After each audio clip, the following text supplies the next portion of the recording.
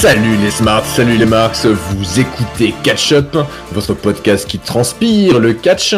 Toutes les semaines, on regarde, on résume, on analyse les shows de la WWE, mais pas que, puisqu'aujourd'hui c'est la baston du mercredi, deuxième épisode, deuxième numéro de notre nouveau show, où on parle bien sûr de la bagarre des mercredis qui oppose NXT à Dynamite de All Elite Wrestling.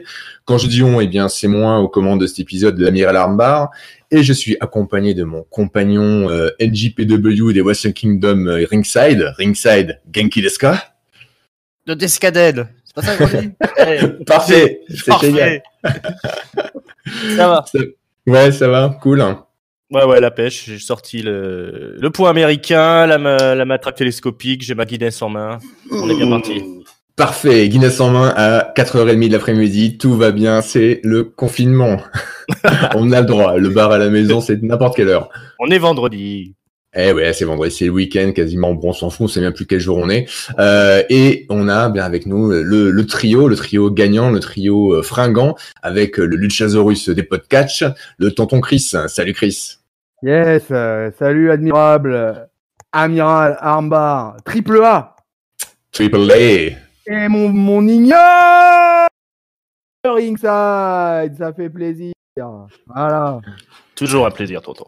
Préparez la trousse de secours aujourd'hui. C'est AEW versus NXT. C'est la baston du mercredi. Ah, quelle fabuleuse catchline, quel fabuleux sponsor. On pourrait en faire un petit tout, c'est la baston du mercredi, puisque du coup, comme on disait, on va parler NXT contre AEW. La semaine dernière, c'était un match qui était à sens unique. On avait été tous à dire que c'était AEW qui avait l'ascendant, puisqu'NXT, ça avait été que des packages, que des reportages, des interviews pour mettre en valeur la rivalité Gargano Ciampa, Rhea Ripley et Finn Balor. Cette semaine, on change la formule, puisque du coup, c'est le retour des matchs et beaucoup de matchs du côté NXT. Alors déjà, petit point sur les audimat, puisque du coup, c'est la baston du mercredi pour l'audimat. La semaine dernière, ça avait été plié. AEW avait quasiment fait le double d'NXT. Cette semaine, c'est un peu plus rééquilibré. On est revenu quasiment à la normale, on va dire. NXT, de leur côté, ils ont fait 670 000 spectateurs. Et du côté de Dynamite, on a 820 000. C'est quasiment, c'est faible, mais c'est quasiment ce qu'on a en moyenne depuis 2 mois, depuis le début de l'année, quasiment. Ouais. C'est vrai. Ouais. Donc voilà, donc pas vraiment de méga progression suite au confinement. Les gens sont pas plus à regarder ce qui se passe du côté du catch du mercredi, pas de baisse non plus. Dans tous les cas, on a bien vu que la semaine dernière, NXT avait été lourdement sanctionné par tout le monde, par nous et par le public américain. Il y a pas de match, du coup, on regarde pas. Et là, ils ont appris de leur erreur puisque c'est l'inverse. On va voir quasiment que des matchs. Et on va commencer du coup par le show jaune de la WWE NXT, toujours en confinement, toujours sans public, du Performance Center, donc en Floride. Et on va avoir aux commentaires Tom Phillips avec pas Neja McGuinness, pas Mauro Ranallo, pas Beth Phoenix, mais Tom Byron. Donc du coup une ancienne équipe qui revient aux commentaires d'NXT. Et on attaque direct avec un match Austin Theory, donc All Day Real Superstar, contre Tyler Breeze. Puisqu'il y a quelques semaines, il s'était un peu chauffé dans un interview backstage au Performance Center, justement, où Austin Theory était venu passer d'abord de la pommade à Tyler Breeze et pour finalement le vanner et le clasher. Ça aboutit à ce match. Donc, il y aura eu beaucoup de taunt, beaucoup de trash talk de la part d'Austin Theory dans le ring, qu'on entend très bien puisqu'il n'y a aucun bruit. Si ce n'est l'arbitre et les 2 éditeurs. Donc Austin Theory qui dira à Tyler Breeze plusieurs fois que ça fait 10 ans que t'es là, que t'es arrivé et t'as rien foutu, c'est moi le futur, toi t'es le passé. Il ira même jusqu'à la fin du match où il dominera physiquement Tyler Breeze à récupérer son téléphone, le téléphone de Tyler Breeze qui était resté sur les abords du ring, pour se filmer, pour dire mon cher Tyler, je veux que tu te souviennes et que tu aies un souvenir de ce qui va se passer de ma victoire contre toi. Sauf que voilà, forcément, un abus de confiance, c'est tout ce qu'il fallait pour que Tyler Breeze passe son beauty shot pour la victoire. Donc, moi, j'ai cru à la fin du match, avant la fin du match, que c'était Tyler Breeze qui allait perdre, qui allait du coup mettre over Austin Theory, mais non. J'étais surpris de la victoire de Tyler Breeze malgré tout. Donc, Ringside, toi, comment tu as vu ce match? Est-ce que toi aussi tu voyais Tyler Breeze perdre? Ah, moi j'ai des gros espoirs en Austin Theory, mais Ah, tu kiffes ça. ouais. Maintenant, bon, moi je l'ai vu catcher à la Evolve Ouais. avant et il était assez impressionnant. Là, depuis qu'il arrive à NXT, il a pas forcément toujours le bon rôle. Donc là, il a joué la carte du jeune qui s'y est cru. Hein. On sait comment c'est les jeunes de nos jours. Mais tant pis pour sa gueule, il s'est pris la fessée. Bon bah il est en gestation, on va dire. Il s'applique à suivre les règles de la WWE. Là, il joue l'espèce de heel arrogant. C'est pas toujours très bien joué, ça fonctionne pas trop parce qu'il y a pas de public aussi. Ça, c'est assez difficile de faire quelque chose de vraiment exceptionnel ce soir. Je lui conseille d'aller chez le chauffeur raser la barbe, hein, parce que ça lui va pas du tout. Non. Et effectivement, je pensais le voir gagner, mais la victoire de Tyler Breeze a été plutôt belle. J'ai bien aimé le finish. C'est assez sympa de voir Tyler Breeze avoir une belle victoire. Il y a du temps de toute façon, il est très jeune à Austin Theory, donc on voit qu'il y a quand même du boulot avec lui pour qu'il soit au niveau. Et je pense que voilà, tout doucement, il va faire sa place dans le roster. Je pense que c'est pas terminé pour lui, mais maintenant pour l'instant, il paye un peu son dû. Donc, Ouais. Et toi, tonton Chris, est-ce que tu kiffes comme Ringside Austin Theory? Il a un bon physique. Je rejoins Ringside sur le fait de la barbe, ça lui va pas du tout. C'est le vétéran qui gagne pour le coup. Voilà. Et écoute, Tyler Breeze, je sais pas ce qu'ils veulent faire avec lui. Je crois qu'en fait ils sont super emmerdés que la Fashion Police ait craché avec les blessures successives de Fandango. Ouais. Et je pense que pour eux c'est un gros problème parce que pour eux là c'était une des tag teams qui était chaude à SmackDown. Et qui a tout perdu à cause de la blessure. Ils mettent leur corps en jeu et voilà quoi. Hein. Et Fandango est un catcheur qui commence un peu à être ancien. Donc voilà. Donc écoute, Austin Theory, pour moi, c'est un jeune en développement, c'est un jeune à venir. Il a un bon physique. Je vais le suivre. Ok, très bien. Donc à suivre Austin Theory. Parfait. Eh bien, ce qui vient après, c'est encore un match. Les matchs vont s'enchaîner du contrairement à la semaine dernière, comme on le disait. Et là, c'est Killian Dane, donc l'ex de Sanity, contre un nouveau venu, TUT Miles, qui ressemble un peu à Cedric Alexander, qui aurait passé 2 semaines en confinement, qui serait pas rasé la barbe. Moi, j'ai pensé ça, j'ai fait, tiens, qu'est-ce qu'il fout là, Alexander? Oula, il a changé, il est un peu plus trash, un peu plus, ok, mais non, c'est un autre gars. Il avait pas de vêtements propres. C'est ça, il a pris, c'est le truc. Alors, TUT Miles, certains ont pu le voir dans la Ring of Honor en 2018-2019. Il a rejoint le Performance Center en 2018 et c'est la première fois qu'on le voit à NXT. Il avait servi, il était apparu dans des segments à Raw, dans un match 2 contre 1, un handicap contre Strowman. Bref, quelqu'un qu'on va apprendre peut-être à découvrir, mais pas ce soir parce que c'est un match assez court, parce que forcément Killian Dane le squash assez rapidement avec sa Vader Bomb.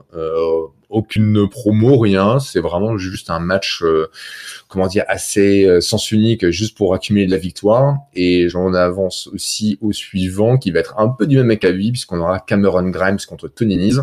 Donc là, Tony Nese est quand même beaucoup plus établi que TUT Miles.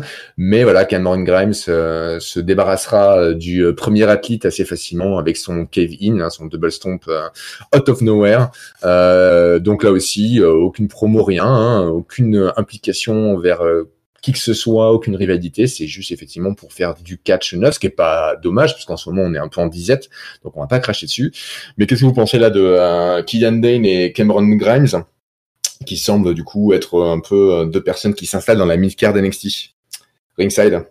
Ouais, Killian Dane, moi je suis un peu triste de le voir redescendre comme ça à NXT, traîner comme ça dans la mid-card. Je pensais qu'il y avait quand même plus de potentiel avec ce gaillard-là, qui a quand même un catch, un physique impressionnant. Dans le genre. Pour ceux que je me t'interromps 2 secondes, pour ceux qui seraient pas très familiers avec Killian Dane, allez regarder le War Games qui à l'époque avait impliqué Sanity. Et Killian Dane avait été le MVP du match. Il faisait des trucs complètement hallucinants pour son poids et son gabarit, hein. Un peu pas à l'image d'un Keith Lee parce qu'il fait des trucs différents, mais il y avait vraiment quelque chose d'assez incroyable. Il avait fait une performance complètement ouf dans ce match. Et c'est vrai que là, depuis, il fait pas grand chose. Ouais, c'était un gros nom en Angleterre, hein, Big Damo, à l'époque, avant qu'il arrive à la WWE. Et effectivement, c'est un très bon catcheur, donc c'est un petit peu devoir de le voir cantonner comme ça à NXT, sachant que rien qu'avec son physique, ses poils partout, là, sa tête dégueulasse, il a tout pour jouer les gros méchants dans le main roster. Donc voilà, on espère qu'il remontera quand même à un moment donné. Est-ce que sa place est peut-être pas du coup plus du côté NXT UK? Ouais, mais alors ce serait quand même un peu triste pour lui encore une fois, mais effectivement, il pourrait avoir sa place à NXT UK sans problème pour aller pour un bon Walter Killian Dane. Ce serait... Ouais, ils ont dans le sens de ce que je dis, c'est que effectivement, il y a plus de place du côté UK pour pouvoir squatter un peu le top de la carte qu'à NXT US qui est un peu encombré. Bon après, voilà, je me fais toujours le Alan Barr pro du gala et du voici catchesque, hein, mais Killian Dane est marié avec Nikki Cross, donc c'est sûr que l'envoyer en Angleterre, ça serait un peu les séparer, et ça ils aiment pas trop. Mais voilà. Toi t'en penses quoi, tonton Chris, de Killian Dane? C'était pour parler juste des 2 matchs, c'était 2 squash, voilà, 2 trucs expédiés. Juste pour moi la surprise de voir Tony Nese se faire expédier aussi vite. Parce que je pensais que ça allait être un match qui allait durer un petit peu plus longtemps. Killian Dane, T.U.T. Miles, voilà, il y avait pas photo, voilà, ça avait dégagé. Et après le traitement de Killian Dane, je vous rejoins un peu tous les deux. Je l'aimais beaucoup dans Sanity. T'as bien fait de rappeler le War Games. C'est malheureux ce qui est arrivé à ce clan. Et effectivement, il serait certainement mieux à NXT UK. Je pense que ça me paraît assez cohérent, ça. Et je pense qu'il serait en capacité, en plus, à être en feud avec un Walter. Et qu'un Walter Killian Dane pour la ceinture de NXT UK, moi, je trouve que ça aurait de la gueule. Mais voilà. Mais cela dit, 2 matchs qui suivent derrière. Et bon, je reste dans ma tristesse du catch sans public. Hein, voilà, vraiment, ça me manque. Et voilà, on est au début de notre review, mais vraiment, hein, voilà, ça confirme ma tristesse là-dessus, quoi. Le public me manque.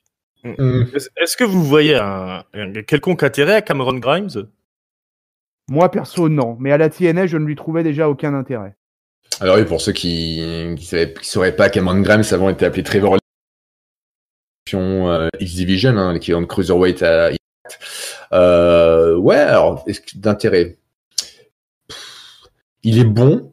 Physiquement, niveau athlétique, au niveau du catch qu'il présente, c'était bien, et ils ont fait des très bonnes passes d'armes avec Tony Nese, qui est pas mauvais non plus. Après, son personnage, il doit être encore développé. Je pense que c'est celui qui ressort de leur Breakout Star Tournament, vu le fiasco qu'a été Jordan Miles, leur vainqueur, qui a pété une durite, qui explose en plein vol sur Twitter, etc. Du coup, celui qui reste, qui a un peu j'ai l'impression qu'il est dans les petits papiers Triple H et des bookers, c'est Cameron Grimes. Après, voilà, ça manque de développement de personnage, hein, tout ça. Oui. Il a eu quelques vignettes, mais bon, on a du mal encore.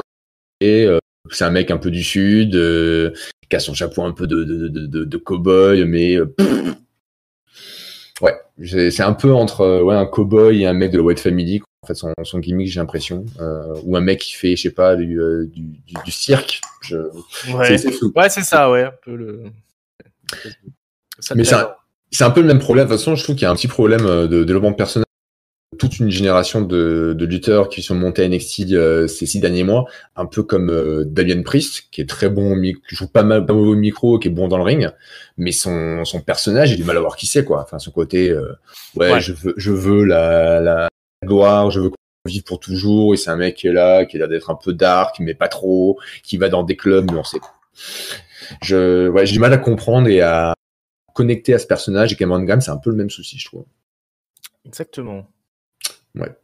Alors, des gens qui, eux, n'ont pas trop de soucis de personnages, moins pour une partie qui sont impliqués, c'est les belligérantes du prochain match. Puisqu'on a un match pour le qualification au futur match par échelle qu'il y aura pour déterminer qui sera le number one contender de Rhea Ripley ou de Charlotte, puisqu'il y a toujours un match à WrestleMania entre les deux pour savoir qui sera la championne NXT, et donc le roster féminin d'NXT qui est full pack, qui est chargé comme jamais. Donc tous ces lutteuses s'affrontent pour savoir qui sera la first contender, et donc on a un match de qualification qui a lieu entre Aliyah et Xia Ali, sachant que Aliyah il y a quelques semaines a eu le nez pété suite à un gros kick dans la gueule de Xia Ali. Donc là c'est un peu la revanche, Aliyah qui revient toute pimpante, le titantron de Xia Ali qui se lance, on attend, elle est toujours pas là, d'un coup les caméras vont backstage et on voit Xia Ali qui est par terre en train de pleurer en se donnant le genou, plusieurs personnes qui s'affairent autour d'elle, on lui demande qu'est-ce qui s'est passé, qui a fait ça, on n'aura pas de réponse. Aliyah est un peu contente dans le ring, elle voulait se venger, mais elle se dit bah tiens, du coup ça veut dire que j'ai un free pass, j'avance, je suis qualifié gratuitement. Mais le ring annonceur lui dit bah écoute, effectivement Xia Ali peut pas combattre ce soir, ça c'est sûr, mais par contre il y a bien une personne qui peut combattre et que tu vas devoir affronter, et là c'est le retour de ma chouchoute Io Shirai. J'étais super content d'entendre sa musique. Moi donc, aussi. putain. Donc elle était out pendant 2 mois suite à une blessure à la jambe. Elle est revenue en avance sur le planning et c'est une belle surprise parce que j'ai pas eu de spoiler à ce niveau-là, ce qui était cool. Donc Io Shirai contre Aliyah, il y a pas match évidemment. Aliyah se fait plier suite au moonsault incroyable de Io Shirai. Io Shirai avance donc dans la qualification. Donc tonton Chris, toi aussi t'es un gros fan de Io Shirai. Mais je kiffe à mort Io Shirai quoi, mais depuis le début. Ah là là, mais quelle catcheuse formidable, mais qu'est-ce que j'espère qu'elle va monter dans le main roster. Je sais qu'elle est un peu fâchée, qu'elle a des difficultés relationnelles à la WWE. Ah oui? Je suis pas au courant. Ouais, j'ai lu plusieurs trucs quand même là-dessus. Voilà, il y a quand même, elle a beaucoup de difficultés avec l'absence de son chéri qui est au Japon. Et c'est ça, apparemment psychologiquement, ça l'est pour nous tous en ce moment d'ailleurs, mais psychologiquement pour Io apparemment c'est quand même compliqué quoi. Mais j'adore cette catcheuse. Et voilà, et malheureusement voilà, on a squash là, donc bon la pauvre Aliyah de toute façon voilà, elle s'est fait plier en 2-2. Le moonsault totalement magnifique, qu'elle maîtrise totalement, et c'est magnifique de l'avoir exécuté cette prise. J'adore. Voilà, j'ai que ça à dire, j'adore. Et j'espère qu'elle va gagner le ladder match quoi. Ouais, ça serait totalement mérité. Et toi, Ringside, comme Chris, tu aimerais voir Io Shirai monter dans le main roster, ou plutôt comme moi, tu aimerais qu'elle reste à NXT parce que tu te dis que ils sauront pas quoi faire d'elle? C'est sûr que ça fait peur de la voir monter dans le main roster. Ouais, moi je serais assez pour avoir un de championne à NXT. Ça pourrait être celle qui pourrait faire tomber Rhea Ripley. Maintenant, elle aurait sa place aussi dans le main roster s'ils savaient quoi foutre des gens comme ça qui montent de NXT, parce que c'est un petit peu bouché. Il y a déjà Asuka, il y a déjà Kairi Sen dans le même créneau. Donc, on se doute que si elle monte, elle va avoir un peu du mal à se faire sa place. Ça fait pas si longtemps que ça non plus qu'elle est arrivée à NXT, et elle a pas encore eu un run de champion, alors qu'elle le mérite largement parce que c'est quand même une des meilleures catcheuses du monde, on va dire. Moi, je suis très content de la voir revenir également. Et puis, j'espère aussi qu'elle va gagner et puis qu'on la voit un peu plus souvent, parce que c'est à peu près ce qu'il y a de mieux dans ce roster de NXT, même s'il y a quand même un bon niveau. Voilà. Puis, il y avait Aliyah qui était là aussi. Coucou Aliyah. Ouais, alors elle, vraiment, j'ai du mal. Enfin, elle aurait pu profiter de son pétage de nez pour revenir packager un peu différent. Un peu à l'image d'un dashing Cody Rhodes qui s'est fait exploser le pif par Rey Mysterio, qui était revenu avec son masque et qui avait donné de la profondeur au personnage. Bah non, Aliyah, elle revient exactement pareil qu'avant, avec aussi peu d'intérêt qu'avant. Enfin, moi, je ne comprends pas ce qu'elle fout là, avec tout le talent qu'ils ont dans le roster féminin. Quand ça veut pas, ça veut pas. Ouais. C'est une jobbeuse, quoi. Jobbeuse jusqu'à la fin de ses jours, je pense. Ouais, c'est ça. Il pourrait la mettre dans le main roster, tu vois, juste pour se faire squasher de temps en temps. Ça sert à rien, il y a déjà des Lana Bro. Ouais, ils ont ce qu'il faut, quoi. Franchement, ils ont ce qu'il faut. On a une petite vignette ensuite, très courte, qui nous montre les yeux inquiétants de Dexter Lumis, l'ancien Samuel Shaw, donc qui a priori va débuter à NXT TV de manière plus permanente. Donc, moi, j'ai pas trop suivi ce qu'il avait fait ce gars-là. Je sais qu'il avait été à Impact, il avait un gimmick chelou inspiré de Dexter, la série télé, une espèce de meurtrier en série, qu'enlevait les gens qui les stalkaient. Là, il a une grosse moustache, des gros yeux bleus, et il fait peur. Voilà. Voilà. Ouais, à voir. Il a déjà eu une petite carrière télé. Il y a peut-être quelque chose à sortir de ce mec-là. Ouais. Oui, il y a un certain background, quoi. Il y a un background, mais comme on le verra à la fin, il y a déjà son lot de psychopathes en puissance qui débarquent. Donc, est-ce que Dexter Lumis arrivera à trouver on verra. On retrouve ensuite pour un des rares segments qui ne sera pas un match dans le ring, c'est une promo. Donc on a Keith Lee qui débarque et qui parle de ce qui s'est passé il y a quelques semaines. Il se fait interviewer puisque donc il y a plein de bordel qui tourne autour de son titre. Il y avait un peu une agression de la part de Damien Priest, on parlait précédemment, qui était venu lors d'un match qui l'avait agressé. Il y avait Dominic Dijakovic qui était là. Keith Lee se retourne, ne voit que Dijakovic, lui met une gorille-bombe pensant que c'était lui qui l'avait agressé, alors que c'était pas le cas, c'était le faux Damien Priest. Donc voilà, il fait un peu le récap de tout ça. Dijakovic qui débarque aussi, qui l'engueule en disant « Hey, t'as enlevé de la bouffe sur l'assiette de ma famille, j'aime pas ça ».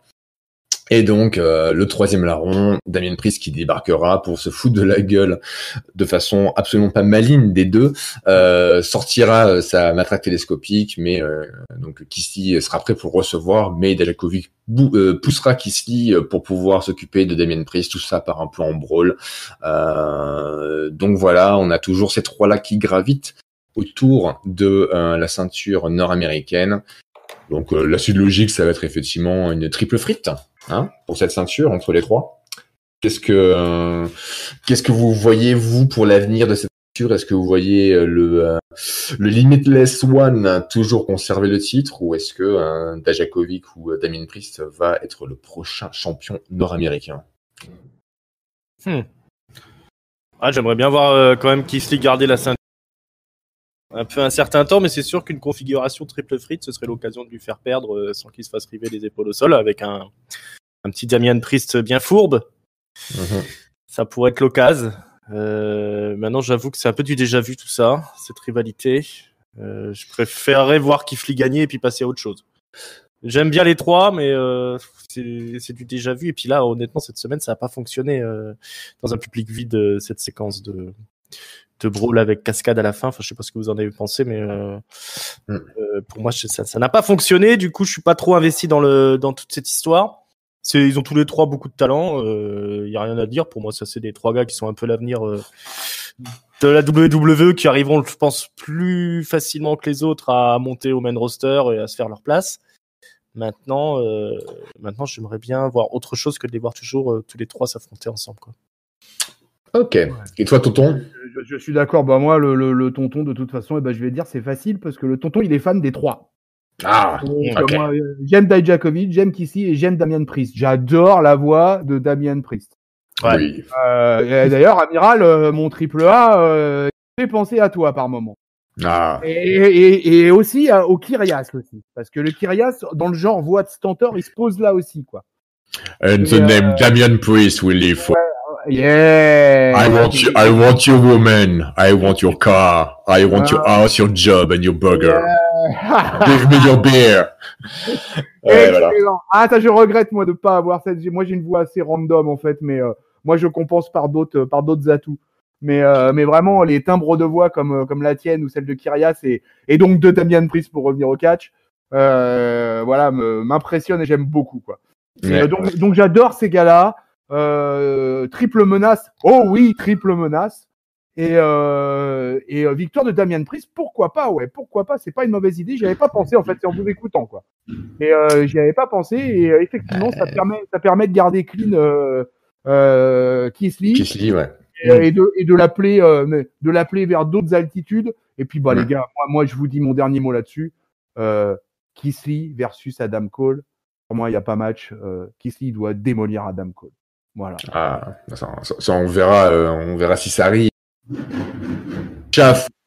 D'autres rêves, parce que c'est parfaite transition, puisqu'après on a une petite vidéo enregistrée d'Adam Cole qui lui n'en a rien à foutre du confinement, il emmerde le monde, il est tout sourire avec ses paires de Ray-Ban bleutées, sa ceinture sur l'épaule, il se filme en selfie, il dit voilà, j'ai pensé à l'attaquation de Velvet Dream. J'avais un peu les boules au début, puis finalement je me suis dit bon, en même temps je le comprends, c'est de la jalousie puisque qui c'est qui a été le premier à gagner un match War Games à NXT? C'est Baby. Qui était le premier à être champion américain? C'est Baby. Qui est maintenant le champion NXT, le règne le plus long de l'histoire? C'est Baby. Donc voilà, Velvet Dream, c'est juste un gros jaloux. Donc ouais, il veut se battre contre moi, mais ça va pas être aussi simple. Il va devoir passer au travers de mes poteaux de Undisputed Era qui veulent un morceau de l'expérience. Donc on nous annonce un prochain combat entre Velvet Dream et Bobby Fish. Voilà, et quand Dream perdra, eh bien, il aura été prouvé que Dream est un loser, qu'Adam Cole avait raison, et ça, c'est undisputed. Donc voilà, petit segment. Moi, je suis jaloux de sa piscine, Adam Cole. Je l'aime beaucoup, mais je dis espèce d'enfoiré, quoi. T'es vraiment salaud de nous faire ça, quoi. On est dans notre appart à regarder les shows de vous deux. Non, on veut une piscine. Les glandes. Donc voilà, donc effectivement Dream va être amené à certainement affronter tous les gars de Undisputed Era, prouver qu'il mérite son title shot. Je trouve ça pas mal qu'il y ait des petites épreuves comme ça qui sont, même si c'est classique et s'ils devraient chauffer, qu'ils sont opposés pour pas qu'il ait un title shot juste parce qu'il le demande, mais que ils doivent battre tous les gars de Undisputed Era. On verra bien ce que ça donne. Est-ce que vous y a quelqu'un a un truc à dire sur cette rivalité Dream et Adam Cole? Ça faisait un peu Being the Elite, cette promo d'Adam Cole. Ah, ok. Sinon, pour le reste, ouais, je te rejoins. Retour aux sources, hein, pour ceux qui n'auraient pas suivi Being the Elite, Adam Cole était un web-série des Young Bucks à l'époque où il était du coup Ring of Honor et NJPW à l'époque au Bullet Club avec eux. Ouais. Donc du coup il a l'habitude, hein, c'est peut-être le naturel qui revient en galop. Allez savoir. C'est ça. Donc toi Chris, tu vois Adam Cole gagner contre Je vois Adam Cole gagner contre Velvet Dream. Ouais. Je vois pas un match. Je vois pas Keith Lee par exemple monter dans le main event et se retrouver face à Velvet Dream. Je pense vraiment que Adam Cole va se farcir à un moment ou à un autre le Keith Lee, quoi. Mais j'aime beaucoup Velvet Dream et du coup je suis un peu perdu avec lui. J'ai l'impression qu'il le balade un peu ces derniers mois et que c'est pas très établi. Est-ce qu'il va au North American Championship, dans le main event, il revient, il repart, il s'est un peu blessé. Il a eu un coup de mou, moi, je trouve, depuis le début de l'année, Velvet Dream, quoi. Ouais. Pas sa meilleure QV. Il est moins bon en promo, il se répète un petit peu, chose qu'il ne faisait absolument pas. Alors que là, il est un petit peu dans la répétition. Et donc voilà. Donc écoute, moi, je t'avoue que je fais partie de ceux qui sont quand même pressés de voir le règne d'Adam Cole se finir. Et moi, de toute façon, je veux voir Keith Lee en haut de l'affiche, quoi. Voilà. Je veux dire, le moment, on en a parlé, j'ai ce sujet-là, mais voilà, quoi. Le moment Brock Lesnar, Keith Lee au Rumble, voilà, c'est dans le top 3 des moments du Rumble 2020. Ouais, pour que la foule qui est la foule des pay-per-view WWE réagisse comme ça à l'arrivée du Keith Lee, alors qu'il y avait peut-être, je sais pas, 50-60% de la salle qui savent pas qui c'est, en fait. C'est que le mec, il a un truc, quoi. Ouais, enfin après, ceci dit, quand même, dans les pay-per-view, Keith Lee, les gens avaient appris à le connaître au niveau du Survivor Series, il avait eu un gros show avec Roman Reigns, donc c'est pas un inconnu. Puis le mec, il est balèze. Quand il arrive, Brock Lesnar a vachement bien vendu le truc. Il a fait « Oh, c'est un gros costaud, t'es un gros costaud, toi, moi aussi. » Du coup, c'est vrai qu'il a, pour le coup, Brock Lesnar a joué le jeu pour vendre l'arrivée de Keith Lee. C'était plutôt bien joué, je crois. Ouais, un grand Brock Lesnar. Ouais, parfois il y arrive. Ouais, il est bon ce con quand il veut. Il est bon quand il veut. Ouais. Un peu comme les deux qui arrivent, One-Two, Oney Lorcan et Danny Burch, qui arrivent avec le t-shirt le plus dégueulasse que j'ai vu ces dernières années. C'est incroyable. Ah, mais c'est qui le stagiaire en Photoshop qui fait des dizaines de t-shirts WWE? Il était dégueulasse. Ouais. Donc les deux affrontent Shenton et Braden Vick qu'on avait vu la semaine dernière à Raw. Donc voilà, ça semble se confirmer, hein, une équipe entre les deux. Le match sera court comme celui à Raw, et c'est Oney Lorcan et Danny Burch, l'équipe établie qui très rapidement arrivera à faire taper pas seulement l'un, mais les deux. Hein. Donc Oney Lorcan et Danny Burch mettra en prise de soumission leurs deux adversaires qui seront au milieu du ring, et les deux abandonneront au même moment. Un peu un flash de DIY versus Revival il y a quelques années à TakeOver pour les titres. où c'était un peu la même configuration. Donc voilà, sauf que bizarrement là, ça n'a pas pris autant. C'était pas autant magistralement exécuté. C'était un peu out of nowhere. Moi, j'ai du mal à accrocher à Lorcan et Burch, Shenton et Bogdanovic. Bogdanovic, je sais pas qui c'est, donc du coup, c'était un peu un match random. Moi, ça m'intéresse pas vraiment, cette histoire. Est-ce que vous, ça vous intéresse? Brendan Vick, il a catché à Raw.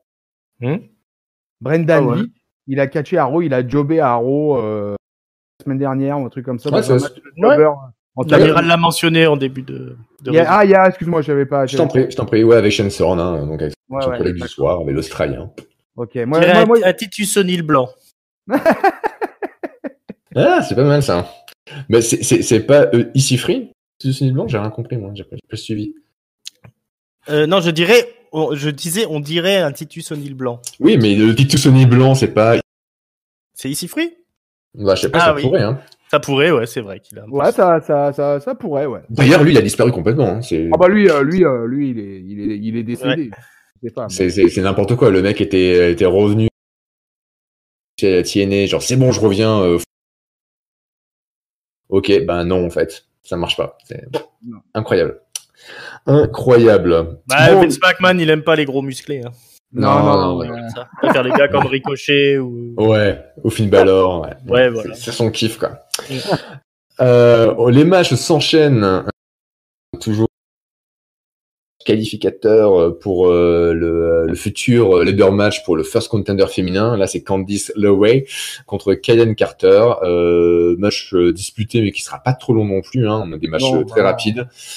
Et donc, c'est bien sûr la Californienne blonde expérimentée Candice LeRae qui gagnera avec son pas sa prise de soumission, mais avec la prise de soumission de son mari, le Gargano Escape. Je trouve ça très logique qu'elle gagne, même si Kaden Carter, je trouve qu'elle a un bon look, elle est bien packagée, jeune lutteuse, mais je trouve ça un peu bidon que Candice LeRae gagne par la prise de soumission de son mari. Ouais. Moi, je suis pas fan qu'on mette en avant que ce soit juste la femme de Johnny Gargano, quoi. Ça me saoule de voir ça et qu'on prenne pas le temps là aussi de développer son personnage tout simplement. Tout à fait, je suis entièrement d'accord. C'est nul. Toi, Chris, est-ce que tu trouves ça nul aussi ou pas? Je t'en fous. Ouais, je suis un peu en mode OCF, ouais. Ouais, c'était pas intéressant. Voilà, c'était pas intéressant. Voilà, ça m'a pas accroché. J'ai attendu que ça passe doucement, tu vois. Et je me suis dit, bon, sachant à ce moment-là dans le show qu'il nous avait annoncé le match qui allait suivre et qu'allait être le main event, je t'avoue que là, vraiment, ça a été vraiment un truc que j'ai regardé d'un coin de l'œil. J'étais content que la blonde gagne. Voilà, juste parce que mais par contre je suis tout à fait d'accord sur l'histoire de la reprise du Gargano Escape là. Bon, la pauvre Candice, je pense qu'elle est largement capable techniquement de pas être obligée de suivre le moveset de son mari, quoi. C'est clair. Dans tous les cas, avec ça, on a 5 de nos 6 compétitrices pour le ladder match. Donc on a Candice LeRae, Chelsea Green, Tegan Nox, Mia Yim, Yoshi Arai, et puis on aura la semaine prochaine, je crois, un match avec tous ceux qui ont perdu leur match ensemble pour une dernière chance, et celle qui gagnera sera la 6e à rejoindre, sachant que le match au final on le verra donc dans un show NXT télé, puisqu'il a été annoncé plutôt dans l'émission que tous les matchs qui auraient dû faire la carte de NXT TakeOver Tampa Bay seront des matchs qui auront lieu, mais lors de l'émission, lors du weekly tout simplement. Dans les weekly, voilà. Entièrement en télétravail. Eh ouais, tout à fait. Donc, par 2K20. Donc attendez-vous à des glitches, à des bugs. Excellent. Ça serait drôle, ça, un espèce de up, down, down, avec les catcheurs, mais qui jouent leur personnage dans le jeu 2K20 et voilà. Un tournoi e-sport, quoi, voilà. Un changement de ceinture par 2K20, mais waouh! Ça serait novateur. Ça serait novateur. C'est moderne. Très moderne. Bref, on avance doucement à notre main event of the evening, en tout cas en termes de catch, puisqu'on a Matt Riddle contre Roderick Strong, voilà, donc qui était le gros morceau de catch du soir. Je vais pas vous faire un play-by-play encore une fois, parce que ça va être trop long. Au final, c'est bien sûr le champion par équipe, Matt Riddle, le King of Bro, qui gagnera avec son Bro Derek. Après, toujours une explosivité assez incroyable. Hein. De toute façon, les deux deux là, Matt Riddle et Roderick Strong, on a l'impression qu'ils peuvent passer de la vitesse 1 à la vitesse 12 000 en 2 secondes et demie et catcher pendant des heures, donc ça c'est plutôt cool. Le Origin Bro célébrera sa victoire dans le ring, faisant face à personne, et c'est bien con parce qu'il aurait mieux fait de se retourner puisqu'on voit deux gros Golgoth qui débarquent, qui l'agressent, et puis on aura un mec qui débarquera, Malcolm Bivens, qui est leur manager à ces deux behemoths, et voilà, il dira à Matt, écoute, ton partenaire, il est bloqué le bout du monde, hein, puisque Pidon, il est a priori en Angleterre, donc ça me paraissait le moment parfait pour t'introduire au futur de la Tag Team Division. Donc c'est Singh et Gurjar, qui sont donc finalement un peu le Indian Experience. C'est un peu comme les Vikings, mais pas côté viking, côté indien. C'est ça. Voilà. C'est ça. Donc c'est deux gros balaises indiens qui ressemblent un peu aux Authors of Pain, mais avec des cheveux. Et voilà, c'est le mix. En fait, c'est ça, c'est le mix, la fusion entre les Authors of Pain et les Viking Raiders, mais version Punjabi. La symbiose. Donc voilà, moi je connais absolument pas ces gars-là. Je ne sais pas ce qu'ils valent, je ne sais pas d'où ils viennent, qu'est-ce qu'ils veulent, qu'est-ce qu'ils font là, mais ils sont là. Ils sortent de l'école du Great Khali. Ouais. Ah, j'ai des infos, j'ai fait ma petite recherche. Merci. Éclaire-nous Ringside. Toujours à la pointe de l'info à catch-up. C'est ça, on a fait notre petit travail de reporter. Alors, il y en a un qui s'appelle Sorav Gurjar. Alors, c'est très difficile, hein, parce qu'ils ont des noms bizarres. Alors, lui, il vient de la branche indienne de la TNA. Il s'appelait la Ring Ka King Project. La Ring Ka King. Voilà, la Ring Ka King. Donc voilà, il a catché là-bas. Il a intégré en 2018 la NXT. Voilà, rien de plus à dire sur ce personnage. Et l'autre, il s'appelle donc Rinku Singh. C'est un ancien joueur de baseball. Et il se trouve que sa carrière a été racontée dans un film qui est sorti en 2014, je crois, chez Disney. Voilà, parce qu'il vient effectivement d'Inde, qui s'est sorti de la misère pour devenir baseballeur aux États-Unis. Et ça a été donc raconté dans un film qui s'appelle The $1 Million Arm. D'accord. $1 Million Arm, le bras qui valait $1 million.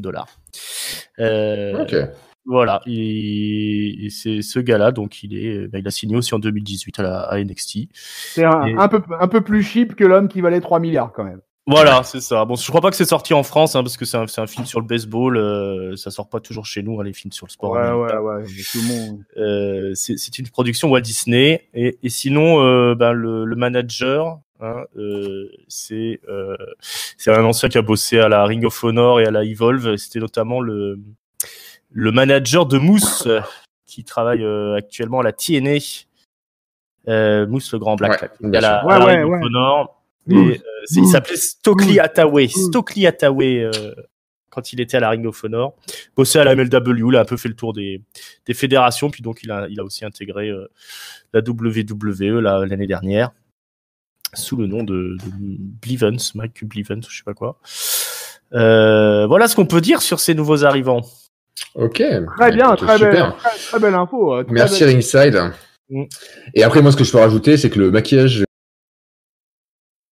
c'est un maquillage traditionnel hindou, hein, que les hommes portent, qui fait référence à une de leurs divinités. Alors, je sais plus si c'est Vishnu ou pas. Mais voilà, donc c'est un maquillage traditionnel religieux qu'on fait en Inde. Voilà, donc. Ouais, ça sentait le truc un peu. Tout à fait. En tout cas, c'est un vrai maquillage que j'ai déjà vu plusieurs fois en Inde, donc c'est pas un truc fantaisiste. C'est vrai. Est-ce que tu es sorti avec une fille qui était maquillée comme ça? Non, c'est que les hommes qui portent celui-là. Ah, c'est que les hommes, d'accord. Ouais. En tout cas, j'avais vu que les hommes aux États-Unis qui portaient ça. Aux États-Unis, en Inde. J'en perds mes mots. Donc ça, c'était le dernier match. Ce que le sort réserve à cette nouvelle équipe qui arrive. Il est temps de la grosse promo du soir, puisqu'on a Triple H qui arrive et qui est là pour parler de la rivalité entre Tommaso Ciampa et Johnny Gargano, puisque ça suffit, ça fait 5 ans. Tout ce qui devait être dit à ce sujet a été dit. Sauf qu'on va quand même en parler. Hein. A déjà été fait, mais on va quand même faire un truc. Donc rapidement, Ciampa arrive, Gargano arrive, et donc du coup Triple H dira voilà, c'est grâce à lui que les deux sont pas virés. si ça ne tenait que à Regal, William Regal, eh bien Gargano et Ciampa auraient déjà été renvoyés d'NXT parce que c'est pas possible ce qu'ils ont fait il y a 2 semaines. Enfin, c'est le bordel. On n'en peut plus. Triple H dit qu'il comprend les grosses rivalités parce qu'il en a eu lui-même avec Shawn Michaels. Donc lui, Shawn Michaels comprennent ce que ça fait d'avoir une rivalité qui va au-delà de toute considération, toute ceinture, etc. Donc Gargano dira veut que tout le monde réalise à quel point Ciampa est le monstre qu'il est. Moi, je le vois en tant qu'un gros monstre. Vous ne comprenez pas. Gargano, lui, sera plutôt mis dans la position d'un heel qui fait de la grosse merde, pour pas dire les choses telles qu'elles sont.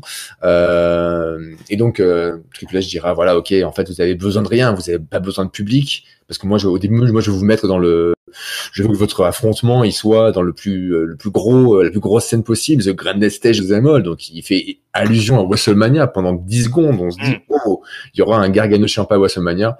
Bon, bah non, ça sert à rien, parce que WrestleMania, cette année sera tout pourri. Donc, autant faire un truc original. Donc, Ciampa et Gargano diront, bah non, on a besoin de rien, on a besoin de personne. On a juste besoin d'un immeuble vide, avec juste un ring. Et puis, c'est tout. Donc, Triple H dira, ok, attendez. Si je vous trouve un immeuble avec rien et personne dedans, combien de temps il vous faut? Maintenant, c'est possible, Johnny? Johnny fait, non, j'ai besoin de 2 semaines. Ok, bon, dans 2 semaines, je vous trouve un immeuble vide avec un ring dedans. Et mec, Triple H, ça s'appelle le Performance Center. Hein. Je sais pas si tu es au courant. Mais en ce moment, il n'y a pas grand monde dedans. Il a un autre immeuble où il y a un ring dedans. Et... En face, il y a des bureaux. Ils sont tous... Voilà. Donc, tout ça pour nous dire que va y avoir la der entre Gargano et Ciampa dans un immeuble qui sera pas le Performance Center. Il y aura peut-être vaguement un ring. Pour un enjeu que je comprends pas tellement bien, puisque Triple H leur dira, attention, c'est la der et quoi qu'il se passe, c'est fini.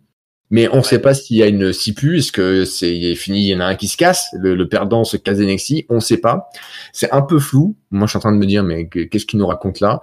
Et c'est le moment où on voit le Titantron qui s'anime, on voit des images qu'on avait vues plusieurs fois depuis quelques semaines, avec des corbeaux qui mangent des crânes, des corps, une horloge folle, des croix, une ambiance apocalyptique avec une voix chelou, et le visage enfin de celui qu'on savait qui était derrière ça, Killer Kross. Donc un psychopathe qui nous arrive de la TNA, qui est l'intention instant gala, le copain de Scarlett Bordeaux, qui est le site transfuge de la TNA Impact jusqu'à NXT. Donc Killer Kross arrive, mais qu'est-ce qu'il vient foutre dans ce merdier? C'est la question que je te pose ringside, et puis surtout ton Chris. Pourquoi Killer Kross, pour son arrivée, décide de se mettre son nez dans cette histoire rivalité complètement toxique entre Gargano et Ciampa? Ouais, ça n'a aucun sens. Bon, ça ressemble quand même à une réponse à la All Elite Wrestling de la semaine dernière avec l'arrivée de Matardi en fin d'émission. Ouais, ça c'est clair. Je vois guère que ça. Sinon, j'ai rien compris à la promo qu'ils ont faite là avec Triple H qui est en train de regueuler ses 2 gosses. Les gars, c'est bon, vous avez été trop loin, arrêtez de vous battre, machin. On est quand même dans une fédération de catch, on est quand même là pour que les gens se foutent sur la gueule, et on a Triple H qui nous dit calmez le jeu à ces 2 superstars. Pour moi, ça n'a aucun sens. En plus, c'était Actor Studio. Ils sont gentils, mais c'est pareil quand il n'y a pas de public. C'était pas la meilleure interprétation du monde. Ça n'avait pas de sens. Il y a ce Killer Kross qui débarque à la fin, sans débarquer. Pour moi, c'est un fake complet ce main event. Et puis ça met pas en valeur Gargano et Ciampa qui ont l'air tout petits à côté de Triple H qui est en train de leur faire la morale comme si c'était leur daron, quoi. Il se rend pas compte de l'impact qu'il a, Triple H, quand il débarque comme ça et qu'il pète à l'amende ses superstars. Hein. Il faut éviter de faire ça parce que tu ruines 1 an de construction. Donc pour moi, c'est un ratage complet ce main event. Et toi, ton Chris, ratage complet ou... Ouais, pour moi, c'était excessivement. Ils nous ont balancé de la catchphrase qu'on a qu'on a depuis des semaines et des semaines. Donc, on la connaît, l'histoire entre Ciampa et Gargano. On sait où ça en est. Voilà, j'avais l'impression de revivre encore le même truc encore et encore et encore. Ça m'a pas emballé. Hein. J'ai eu cette sensation qu'il disait n'importe quoi, que en fait que ça meublait et que effectivement Triple H se présentait en espèce de père protecteur, voilà. Alors que là, ouais, on s'en fout en fait, quoi. Nous, c'est annoncez-nous un match, annoncez-nous une stipulation. Dites-nous comment ils vont régler ça à la bagarre. Exactement, c'est la bagarre du mercredi. Voilà, c'est la baston du mercredi, là. On n'est pas des perles. Bon, voilà. Et après l'arrivée de Killer Cross, alors moi, j'aime bien Killer Cross. Par contre, effectivement, pourquoi dans la rivalité Gargano-Ciampa? Qu'est-ce que ça vient foutre dans le bousin? C'est ça. En plus, le show s'arrête brutalement. Ouais. Ça termine, fond du noir. Incompréhensible. Je sais pas ce qu'ils ont voulu nous raconter avec toute cette histoire. Donc, voilà. Écoute, voilà mon sens sur cette fin de NXT. Surtout que les stipus du match en plus sont pas clairs. La stipulation finale, on sait pas qu'est-ce qu'il y a en jeu. Donc on est vraiment à côté là. Exactement. On est à côté. Allons voir à côté, messieurs. Ouais. Allons voir à côté. Donc la semaine dernière, on était content de plein de bonnes idées, de mettre leurs catcheurs tout le long du show sur les abords de ring comme c'était le public. Cette semaine, c'est plus le cas, malheureusement. Il y a plus personne, hein. Ils sont dans la même configuration que NXT au Performance Center pour la simple et bonne raison qu'en une semaine, les mesures ont été beaucoup plus durcies aux États-Unis et que maintenant, ils ont une interdiction, une limite de 10 personnes dans une même salle, même une grande salle. Donc, du coup, ils pouvaient pas être plus que ce qu'ils étaient dans l'arène, même si c'était une arène à ciel ouverte. Donc, du coup, excite les catcheurs aux abords de ring. Maintenant, on aura vu ce soir.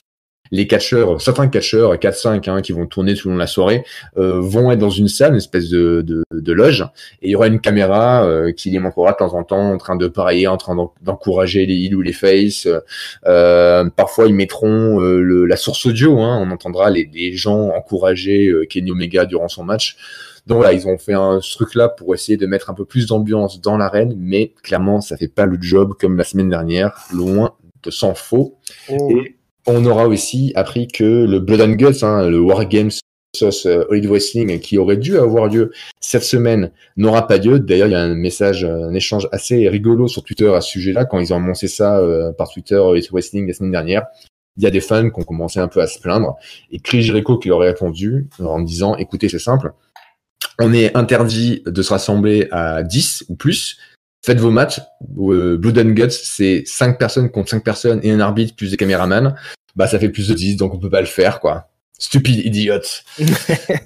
Donc voilà, Blood and Guts repoussé à plus tard. On aura ce gros match, mais on aura quand même des matchs. Elite Wrestling continue à essayer de faire le boulot. Là d'ailleurs, on voit les gens qui essaient de faire multi-casquettes, puisqu'on aura aux commentaires ce soir Tony Schiavone, mais aussi Cody Rhodes et Kenny Omega, qui eux deux auront des matchs dans la soirée. Donc d'ailleurs Cody commence, il commence à la tête des commentateurs, puis il s'en va, on lance la musique, il ressort par le tunnel pour arriver dans le ring, puisqu'il a un combat ce soir en ouverture de match de show contre Jimmy Havoc. Donc Jimmy Havoc, moi j'aime bien son packaging, son look, sa musique, son délire. Donc Jimmy Havoc, on le voit pas trop à Dynamite, on le voit surtout à Dark. Dark, pour ceux qui connaîtraient pas, Dark c'est un peu le main event comme pour la WWE, mais côté Elite Wrestling. Chaque semaine, ils mettent sur YouTube gratuitement 45-50 minutes de catch. Donc, c'est des matchs qui sont tournés, mais qui sont pas diffusés sur la TNT, sur la chaîne américaine. Et donc, Jimmy Havoc est un peu quelqu'un qui est en train de dominer Dark en ce moment, puisqu'il a 4 victoires, je crois, d'affilée. Donc, un match contre Cody Rhodes qui sera un peu disputé, même si, bien sûr, l'issue ne fait pas de doute, c'est Cody qui gagnera, mais pas seulement avec un seul Crossroads, c'est avec 2 Crossroads, une espèce d'agressivité. D'ailleurs, Kenny Omega fera bien le job aux commentaires en disant mais Cody est agressif, faut qu'il se calme. Qu'est-ce qu'il fait? Donc voilà, donc Cody qui gagne contre Jimmy Havoc avant de revenir à la table des commentateurs. Il reviendra donc serrer la main de Tony Schiavone alors qu'il sera encore transpirant et c'est pas très geste barrière tout ça. Ouais. Mais c'est pas grave. Donc voilà, petite intro sur ce Dynamite, nouvelle disposition par rapport à la semaine dernière, Cody contre Jimmy Havoc, ringside, ton avis sur ce début de show? Ouais, heureusement qu'ils ont mis quand même les petits passages avec les personnes les catcheurs dans les coulisses, parce qu'effectivement ça permettait un petit peu de ponctuer certaines séquences. Alors c'est sûr que c'était moins efficace que la semaine dernière, mais je trouve que c'était quand même judicieux ce truc-là. Après moi je suis largement moins client de Jimmy Havoc. Je pense qu'il devrait le garder En attraction pour faire des matchs hardcore, parce que là, clairement, je trouve qu'il est pas bon quand il s'agit de catcher de manière classique. Et le match de ce soir, il a pas fait exception à la règle, donc j'ai pas trouvé ça terrible, quoi. Ouais. Il est très mauvais.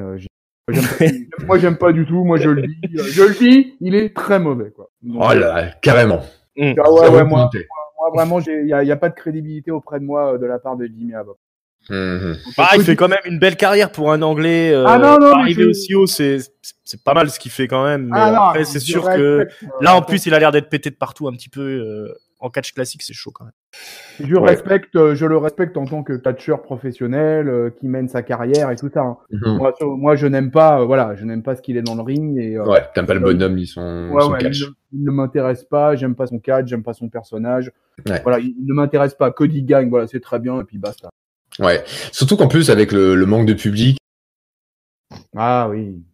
Défaut des petits botches et des petites approximations, hein, on est moins distrait par ce qui se passe, il y a moins de plans de réaction du public qui réagit à ce qui se passe, et on voit toutes les failles, tous les petits gestes qui sont pas tip top. Ouais, ça faisait très fake quand même le match. Hein. Ouais, c'est compliqué. C'est compliqué. Bon, suite à ça, on a quand même une petite vidéo qui est donc un peu le manager, on peut l'appeler comme ça, du Murder Hawk qui cherche des poux à Cody. Donc Jason X Roberts, donc c'est une vidéo qui a été tournée où on l'imagine sur une rocking chair près d'un feu en extérieur. Lui non plus n'est pas confiné. Et donc il retise Cody en disant on fait 2 semaines qu'on essaie de t'attirer sur le fait que Lance Archer est là. On veut un match, on veut juste un match avec toi, César, et puis tu nous boudes. Alors franchement, peut-être que vous n'avez pas regardé ce qu'il a fait dans sa carrière, Lance Archer. Ah, en fait, si, je comprends. Vous avez vu ce qu'il fait, en fait, et vous avez peur. Ouais, je comprends. Moi, je suis toujours en train de payer toutes les factures de santé de tous les gars qui l'explosent en entraînement, et il y en a pour des milliers de dollars. Bah écoute, fais quelque chose, je sais pas, vois avec ta femme, demande-lui la permission s'il faut. C'est peut-être ta Cléopâtre, c'est peut-être ta Monica Lewinsky, je sais pas. Mais voilà, amène qui tu veux, amène ta femme, amène Arn Anderson, amène ton frère, mais il faut un match à Lance Archer. Cody donc qui répondra directement à côté de Tony Schiavone. J'ai bien aimé la promo de Cody Rhodes qui fera le mec vraiment un peu énervé qui vous dit genre OK, tu crois que c'est comment qu'il faut que tu arrives comme ça, tu te pointes et t'as un match contre moi, peut-être qu'il faut un match contre moi, mais peut-être que la chaîne, l'échelle à Dynamite, elle commence pas par moi. Donc on va faire ça. La semaine prochaine, t'as un match contre quelqu'un, et puis t'as qu'à engranger des victoires. Et si tu arrives à faire à remporter du coup des victoires suffisantes, peut-être que tu auras un match contre moi. Donc voilà, a priori, on nous annonce dans cette promo, cette réaction, le début dans le ring de Lance Archer next week. Suite à ça, on aura une autre petite vignette tournée aussi en noir et blanc, comme on a l'habitude depuis plusieurs semaines, donc, de Darby Allin, pendant que mes compagnons sont en train de mourir en s'étouffant dans leur micro. Donc Darby Allin qui a un match contre Superbad et Kip Sabian. Et bien Darby dit voit rien qui est de Superbad à propos de Kip Sabian. C'est que des mots. Lui, il a l'habitude de rencontrer des gens qui sont vraiment Superbad. On le voit, il a des masques de tous les membres de l'Inner Circle qui posent sur une table au fur et à mesure, et puis il mettra feu à cette table. Donc voilà, Allin dit que Sabian va payer pour les péchés de l'Inner Circle. Et s'ensuit derrière un match, donc Kip Sabian qui sera flanqué de Penelope Ford, qui pendant le match jouera bien sûr à perfection son rôle de distraction et qui chopera les jambes de Darby Allin, l'empêcher de s'envoler sur les cordes, mais ça ne suffira pas. Darby Allin qui gagnera avec son Last Super, donc c'est une espèce de Gibson leg lock, donc il n'aura pas utilisé le coffin drop, donc on nous montre que Darby Allin a d'autres finishers à son arc que son plongeon de la mort cimetière version tombeau en aveugle. Donc voilà, victoire de Darby Allin. Qu'est-ce que vous avez pensé de ces promos vidéos, que ce soit de Jake the Snake Roberts, de Darby Allin et du match qu'on a suivi ringside? Jake the Snake Roberts, magnifique. Il rajoute aussi que à l'ouverture au lancement de la All Elite Wrestling, il était chez lui, il attendait un coup de fil, personne l'a appelé. Oui. alors qu'on avait dit là où les Investing, on va donner ce qu'ils veulent, ce que veulent les fans, et que lui c'est un des plus grands cerveaux de l'histoire du catch. Ouais. Ça c'est pas vrai avant qu'il se détruise lui-même. Mais moi j'ai trouvé cette promo excellente. J'adore sa manière de gérer la caméra, ce qu'il raconte. Je trouve que c'est assez profond. Ça sonne juste. J'ai hâte de voir Lance Archer s'attaquer à Cody. Ça c'était vraiment un des points forts de l'émission. Hein. C'est vraiment ce qui m'intéresse le plus, c'est ce Jack le Snake Roberts là, qui est de retour avec son poulain. Ça, je trouve que ça fonctionne vachement bien. Pour le reste, Darby Allin et Kip Sabian, j'en ai rien à foutre, l'un comme l'autre. Au moins, ça mérite d'être clair. C'est voilà. Ça. Ringside, il m'a jamais chez moi. On y va pas par 4 chemins. Ah non, pas du tout. Donc voilà, c'était long.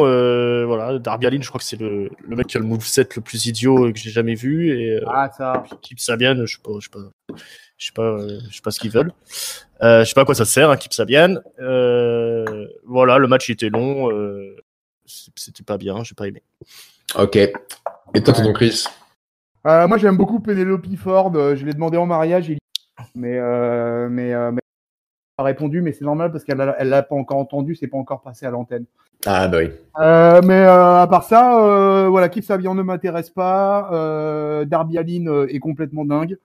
Il fait n'importe quoi sur le ring. Je trouve ce garçon dangereux. J'avais déjà hurlé lors de la review du Fighter Fest où j'avais été complètement abasourdi par son attitude ce jour-là.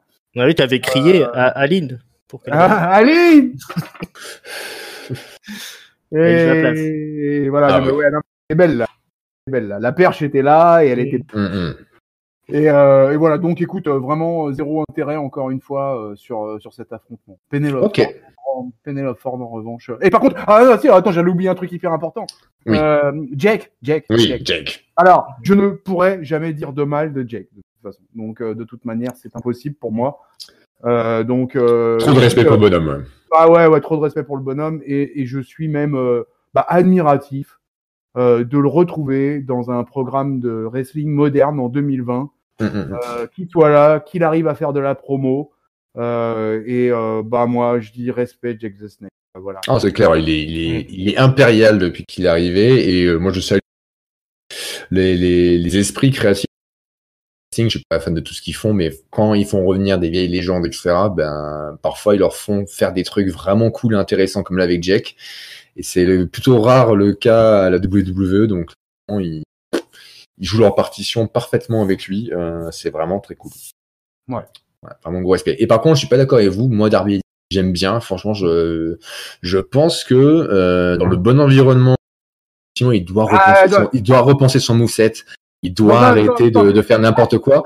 Mais honnêtement, dans un bon environnement avec des gens plus vétérans, comme des Jericho, des Matt Hardy maintenant, qui vont pouvoir lui dire, écoute mec, c'est vachement bien ce que tu fais, t'es super athlétique, t'es ultra rapide, mais pense à ta carrière, pense à ta santé, arrête de faire n'importe quoi. Je pense que ce mec, s'il est drivé par des bons encadrants, d'ici 5 ans, il sera un catcheur vraiment qui peut être assez incroyable, je pense. Moi j'ai des bons espoirs sur l'avenir pour Darby Allin. Vraiment, il est super jeune. Hein. Ouais, donc il est tout fougueux, il est tout. Il faut le canaliser et il y a des room leaders à l'OT qui pourront effectivement un peu canaliser toute cette fougue. Ouais, écoute, dans un trios en lucha libre. Il faut toujours qu'il y en ait un qui soit dysfonctionnel et sur le cas d'Darby Allin, c'est ton cas. C'est moi j'assume, j'assume complètement. Dysfonctionnalité 3000%. Ouais, non mais c'est vrai que s'il se trouve un mentor et un mec qui lui explique un peu comment il faut se conduire, il peut aller loin, mais... Je sais pas, un Matt Hardy me semble complètement... Ouais, Matt Hardy dans l'état où il est actuellement. Non mais voilà, il peut le dire. Moi j'ai niqué ma santé. C'était cool sur le moment, mais maintenant... je suis même plus capable de faire un twist of fate, quoi. Donc, calme-toi, Coco. Pense sur le long terme. Tu vas pas tenir à distance. Donc, voilà. Je pense que ça peut être de bons conseils. On verra bien ce que l'avenir lui réserve. En tout cas, ce que l'avenir réserve à Chico Adams, vous ne savez pas qui c'est, eh bien, vous ne saurez pas, puisque c'est le 4 heures de Jake Hager qui le squashera en 30 secondes, un truc comme ça. Voilà, donc bon, rien à dire spécifiquement, si ce n'est que post-match, eh bien, Jon Moxley débarque et fera une petite agression sur Jack Swagger, enfin Jake Hager, lui placera un paradigm shift, mais Hager se relèvera de suite et essaiera de mettre le champion dans le Uncle Lock.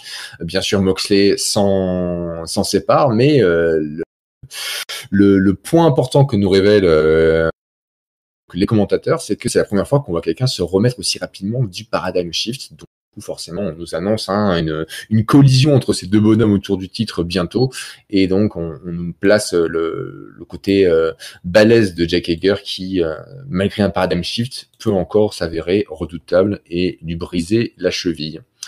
Donc voilà, petit retour du champion qui a priori est maintenant clear. C'est ce qu'il nous dira backstage. Il dira que c'est bon. Il faut bien regarder dans son blind spot. Voilà, je suis de retour, je suis clear, donc on va s'affronter bientôt. Donc il a fait un caméo dans le backstage de WWE. Jon Moxley s'est incrusté dans l'image. Là, ils étaient en discussion par Skype. Comment elle s'appelle Renee Young, il y avait Booker T et je sais plus lequel. Et il est venu avec le petit chien de Renee Young qui aboyait là, qui s'occupait de la situation. Un petit passage comme ça furtif dans l'émission, c'était marrant. Il y a Xavier.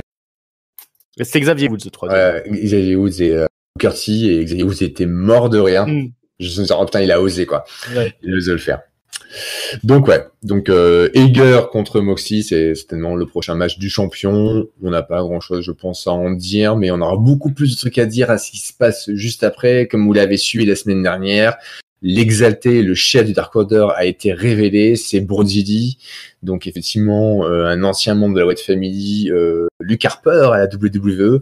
Et donc là, on a un segment vidéo filmé où il est en costard cravate, avec donc John Silver et Alex Reynolds, donc deux membres du Dark Order, et ils sont là en train de bouffer, en train de manger. En fait, non, il y a que lui qui mange, mais chacun, ils ont une assiette devant eux avec un gros morceau de viande bien rouge. Et donc, Brody Lee, il est en train de découper son steak, il mange, en même temps, il dit, voilà, maintenant que je suis arrivé, c'est fini, il y a le New Dark Order, donc on fait les choses différemment, vous allez voir, c'est plus pareil. Il y a les deux autres qui tirent un peu la gueule, qui savent pas trop à quelle sauce va être mangé. Ils ne mangent pas, ils regardent leur assiette, puis il y en a un qui commence c'est John Silver, qui commence à prendre sa fourchette, son couteau, à se découper un morceau de steak, parce qu'il a faim. Et là, Brody Lee s'arrête, part en sucette, il s'énerve. Attends, mais tu crois que j'ai l'air d'avoir terminé, là? Mais personne mange tant que j'ai pas terminé. Allez, casse-toi! Donc l'autre, il s'en va. Aucun respect, quoi, le gars, il mange alors que... mais le mec... ça se fait pas, quoi. Ça se fait pas. En France, là, mais il se fait lyncher sur la place publique. Boum. Voilà. Fais pas chier un mec qui mange, quoi. Mais c'est ça. Donc il reste plus que Alex Reynolds. Putain, il est pas commode, le nouveau boss. Et puis donc Brody Lee continue. Et puis là, Alex Reynolds, il éternue. Et là, Brody Lee, il repète un plomb. Quoi? Qu'est-ce que tu fais? Tu fais quoi là? T'éternues? Mais dégage, casse-toi! Et donc il le vire de la salle.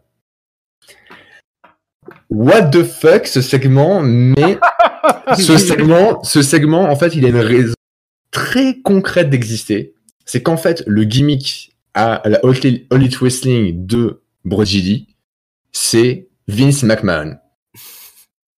Puisque pour ceux qui ne sauraient pas, il y a de multiples témoignages, notamment d'une source proche de Vince McMahon, puisque c'est sa fille, Stephanie McMahon, qui justement à un moment donné est interviewée dans je sais plus quel média, puisqu'il y a de nombreuses rumeurs qui disent que Vince ne supporte pas les gens qui éternuent. Et je connais ça. Voilà. Et donc, elle a attesté en disant oui, effectivement, c'est un truc qui le met hors de lui, et qu'il y a des gens lors des réunions parfois d'équipes WWE dans les bureaux qui se retiennent pendant des plombs d'éternuer parce qu'ils savent que Vince va leur en faire chier des ronds de chapeau s'ils éternuent. Et le fait de manger, c'est aussi en évocation d'un dîner qu'ils ont eu dans un steakhouse il y a quelques années à WWE. Et il y avait un truc, j'ai plus de détails, etc. Mais pareil, Vince avait tapé une sorte de mini-scène de crise d'autorité. Bref. En plus, quand tu sais ça, que tu regardes la manière dont il va un peu dans les tons bleus et compagnie, comme porte souvent Vince McMahon, tout ce segment n'était qu'un gros shot à Vince McMahon. La semaine dernière, Brody l'avait déjà fait en s'adressant à Christopher Daniels en lui disant que c'était pas le seul vieux ringard qui ne comprend plus rien au catch et ne pas croire en lui. Déjà, beau jab à Vince McMahon. Là, cette semaine, gros jab aussi. Ok. Qu'est-ce que tu penses, Ringside, de ce gimmick de Brody Lee qui singe Vince McMahon dans le segment? C'est la plus mauvaise imitation de Vince McMahon que j'ai jamais vue, mais dans l'interprétation. Mais sinon, je trouve que c'est plutôt original, c'est plutôt finement joué. Je sais que on pourrait avoir tendance à se dire qu'il faut pas qu'ils construisent toute la fédération en opposition à la WWE avec que des filles. Mais en même temps, je trouve ça plus intéressant que s'ils étaient partis sur un truc de grand chaman, grande prêtresse au chaboubou là, du Dark Order. Ouais. Et je me dis que s'ils continuent dans la même veine à travailler un peu ce personnage qui serait un décalque de Vince McMahon, ça peut quand même donner des trucs sympas. Donc je suis curieux de voir s'ils continuent sur la lancée. C'est plutôt intriguant. Je trouve que au moins ça a le mérite d'être original, ça prend à contre-pied ce à quoi je m'attendais, donc je trouve ça plutôt sympa. Surtout que avant de passer la parole à Chris, Cutie Marshall se fait exploser très rapidement et à la fin du coup un des creepers qui accompagnait dans le ring Brody Lee va sortir un masque et le lâcher sur Cutie Marshall, donc une offre de rejoindre Dark Order. Là aussi on peut y voir un parallèle avec Vince McMahon qui signe tous les catcheurs qu'il peut signer pour éviter que les catcheurs aillent. Eh oui. Ouais, c'est pas faux. Mais oui, non, mais là, franchement, tu vois, là, tu m'as carrément éclairé, Là, tu vois, là, voilà. En fait, moi, j'ai pas fait, sur l'instant, j'ai pas fait le raccord, quoi. Ouais. Il y a en fait, j'étais plutôt sur le truc de, effectivement, on l'empêche de manger, c'est quoi ce bordel, quoi. Ouais. J'ai pas fait le rapprochement avec effectivement la couleur des costumes. Pardon.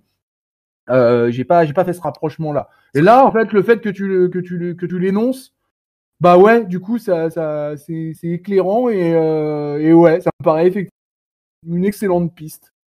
Après voilà, hein, c'est vraiment de la référence. Et surtout sur la référence sur la référence du fait que effectivement Vince McMahon fait signer tous les mecs qui passent à proximité. Et là, Brody Lee fait exactement ça dans ce segment. Ouais, c'est ça. Et vraiment, l'histoire de l'éternuement, c'est ça qui m'a mis les puces à l'oreille. Du coup, je suis allé chercher est-ce qu'il y avait une histoire de steak ou de bouffe avec Vince McMahon, et je l'ai trouvé, effectivement.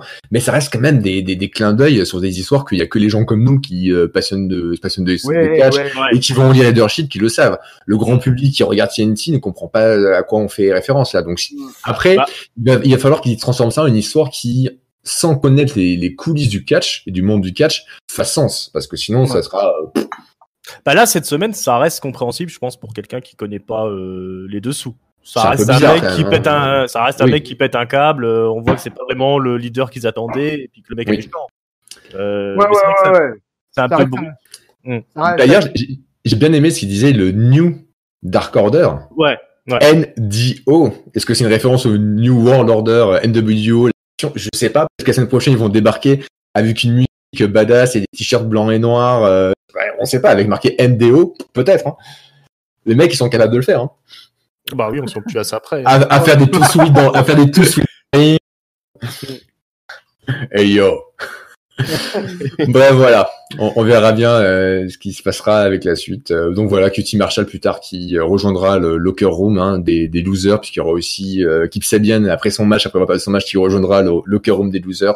Il y aura Sean Spears. On aura vu quand même Chris Jericho qui a fait une petite incursion dans le locker room pendant le match de Cody. Suite à ça, Sean Spears, il a pas besoin de perdre pour rejoindre le locker room. Bah, il est de base là-bas. Hein. Voilà. Il passera un message, il aura un panneau marqué je cherche toujours un enfin, bon. C'est rigolo. Ce qui est rigolo aussi, c'est qu'on aura donc une petite vidéo qui a été tournée par le correspondant californien de la Hollywood Wrestling, à savoir Vanguard One, le drone de Matt Hardy, qui ira filmer donc la maison de Nick Jackson, qui est en train de faire son entraînement, et on aura un indicateur sur son scanner qui nous dira que Nick est a priori guéri à 61%. Ouais. Voilà. Formidable. Sympa. Très bien. Bon, voilà, je pense que là aussi, pareil, c'est pour les fans de Vanguard. Ah ouais, si tu connais pas. Ah ouais, là voilà. c'est perdu. On est sur la référence cryptique, hein, franchement. Nous, on connaît, mais qui zappe sur TNT, qui voit cette scène de steak avec Brody, puis après le drone qui vient. Qu'est-ce que c'est que ce programme, quoi? Bref. On passe ensuite à un match plus sérieux, du moins un peu plus dense en termes de catch et de temps et d'enjeu, puisque donc c'est Sammy Guevara, le Spanish God, contre Kenny Omega pour la ceinture, et pas la ceinture de titre, pas de ceinture par équipe, All Elite Wrestling, puisque c'est un match en simple, mais pour la seconde ceinture de Kenny Omega, puisque Kenny Omega est toujours triple A méga champion, donc c'est une ceinture mexicaine, hein, et ça fait friser les moustaches de notre gros fan luchador Tonton Chris, hein, puisque donc effectivement la All Elite Wrestling, pour ceux qui ne sauraient pas, a un accord avec la AAA, la plus grosse fédé mexicaine, et Kenny Omega est leur champion depuis qu'il a récupéré la ceinture sur Rey Fénix des Lucha Bros. Donc voilà, un match plutôt sérieux en termes de durée. Moi, j'aime beaucoup dans les jeunes, j'aime beaucoup Darby Allin et j'aime beaucoup Sammy Guevara, que je trouve un potentiel assez ouf. Kenny Omega lui rend bien, évidemment. Par contre, Omega sera bien sûr bien trop adroit et virtuose pour le jeune espagnol godlike, et donc avec bien sûr ces combinaisons V-Trigger et One Wing Angel, Kenny Omega garde le championnat. On a une petite séquence rigolote où Sammy Guevara ira près des chaises qui sont vides au bord du ring et il aura dessiné Chris Jericho en mettant mon ami, et il fera un hug à la caricature de Chris Jericho. Il y aura aussi un capitaine de Star Trek qui sera dessiné, on ne sait pas pourquoi, mais Cody apparemment est un gros fan de Star Trek, donc du coup avec Tony Schiavone il parle de Star Trek pendant 5 minutes. What the fuck. Et il y aura un dessin de Brandy Rose, puisque ça fait quelques semaines que Sammy Guevara essaie de draguer Brandy et fera un gros palot dégueulasse plein de langue et de bave sur le dessin. Heureusement ça va, ça c'est geste barrière respecté. Donc gros match de haute voltige ou match totalement dispensable ringside. Alors moi j'aime pas les jeunes. Ah c'est ça. Jeunes c'est de la merde. Ouais, c'est notre. Ça manque de respect. Je comprends. Ouais, c'est notoire. Ouais, je comprends pas comment Kenny Omega peut mettre 20 minutes. Sammy Guevara. Donc après c'est bon, et voilà, ils font leur catch, hein, c'est sympa, c'est Spotfest. Non, mais ils ont joué le fait que Kenny Omega sort d'une blessure à la main, Sammy Guevara à sa main de multiples fois jusqu'à la mordre aussi deux ou trois reprises, donc ce qui explique que Kenny Omega avait déjà, on va dire, un poignet dans le plâtre, hein, c'est qu'à le dire. Donc il n'était pas à 100%, Kenny. Voilà, allez, on va mettre ça là-dessus. Ah ouais. Et puis voilà, il y avait l'histoire avec les cartons. Alors on sait pas c'est quel capitaine de Star Trek qui l'a dessiné. J'avoue, je reste perplexe là-dessus. Je crois que c'est celui des films, hein, de... Ah, ouais. Je sais plus comment il est. Chris Pine, c'est ça? Ouais, Chris Pine, ouais. Voilà. Moi, je dis Chris Pine. Ah, ok. Bref. Et bah ouais, non, je sais pas, j'ai pas grand chose à dire là-dessus. J'ai pas réussi à rentrer dans le match. Bah, très bien. Je vois les limites de Kenny Omega un peu plus chaque semaine, ça m'attriste. Oh. Et toi, tonton Chris, match pour la triple A méga champion. Ah ouais, mais alors là, j'ai absolument pas adhéré. Alors là, j'ai été totalement mécontent de voir Kenny Omega défendre le titre de la triple A dans un weekly random de Dynamite à AEW, juste pour mettre en avant un Sammy Guevara que j'ai trouvé mauvais et qui ne mérite pas ce putain de title shot. Oh. Je veux dire, allez checker triple A, bordel. Au nom de quoi Sammy Guevara mérite un title shot. C'est un dieu espagnol. Ah ouais, mais non, mec. Là, ça marche pas. C'est la ceinture triple A. Señor, ¿qué tal? Si. Je n'ai rien contre la présence de Sammy Guevara dans l'Inner Circle et je trouve qu'il est plutôt divertissant. Mais c'est pas à toi de le dire qu'il va dans l'Inner Circle au pas, c'est bien créé. Et par contre, rien à foutre qu'il soit dans un title shot pour le titre de Mega Champion, quoi. J'avoue, oui. J'avoue, c'est sorti un peu de nulle part, c'est pour mettre un peu de... Pas un peu, complètement de out of nowhere, tu veux dire. Bah, en même temps, excuse-moi, mais out of nowhere, what the fuck, la triple credo, si je vous ai déjà regardé, c'est que du what the fuck en permanence. Ah mais oui, mais ça c'est la lucha libre mexicaine. Ça, le what the fuck, tu veux, c'est un art de vivre là-bas. Ah ouais. Si vous ne connaissez pas la Triple Mania de luchador mexicain au monde, le meilleur moyen pour regarder ça, c'est regarder Bochamania. Les numéros consacrés à Triple Mania, c'est, je pense, le truc qui me fait le plus mourir de rire chaque année. C'est ça, quoi. Parce qu'il y a des trucs incroyables qui se passent là-bas. C'est insensé, quoi. Tu dis que Darby Allin, il fait n'importe quoi. Mais non. C'est un mec qui a la tête sur les épaules comparé à ces gars. Putain, non, sérieusement, quoi. Triple Mania 2018, je crois que c'est. Je vous le conseille, avec Vampiro et Matt Striker au commentaire, là. C'était du délire du début à la fin. Le show de catch le plus fou que j'ai jamais vu, je crois. Je le conseille chaudement. Et croyez, Ringside, il en a vu des shows de catch fous. Ah, j'en ai vu des trucs. Hein. Ouais. Bon, c'est pas tout ça. C'est le moment d'arriver au main event. Le gros morceau, le gros segment. C'est un segment vraiment où là, ça va chier des bulles carrées puisque c'est le champion Chris Jericho qui débarque et qui veut s'adresser à Matt Hardy qui est arrivé la semaine dernière pour en tant que renfort de The Elite qui était avec un homme à terre, hein, puisque Nick Jackson est guéri à 61%, mais pas suffisamment pour participer au Blood and Guts qui aura lieu, on sait pas quand maintenant. Peut-être que du coup il sera guéri d'ici là, mais c'est pas grave. C'est Matt Hardy qui est là, donc Chris Jericho qui connaît bien Matt Hardy depuis longtemps, hein, donc il vient donner un peu son avis là-dessus. Donc il dira que voilà, il connaît Matt Hardy depuis très longtemps et là bah il y a Vanguard One qui va arriver. Et oui, le drone qui... Et Chris Jericho va faire une promo sur Vanguard One. Il va trash-talker Vanguard One. Ouais, voilà, il va trash-talker un drone. Il faut quand même... Il veut dire, t'es une piece of shit, tes points de vue politiques, je les partage pas, et il part comme ça en sucette, et c'était juste génial. Enfin, moi, j'ai adoré ce passage, vraiment, du grand Chris Jericho, n'importe quoi. Et à la fin, ça finira par... Et Vanguard One, je te propose de rejoindre l'Inner Circle. Voilà, il embauche. Ouais. Ah, il embauche, hein, même un drone. Il dira tous ces drones super modèles d'Instagram qui seront autour de toi, rejoins-moi, c'est génial. Bref, il essaie de vendre le concept Inner Circle à Vanguard One.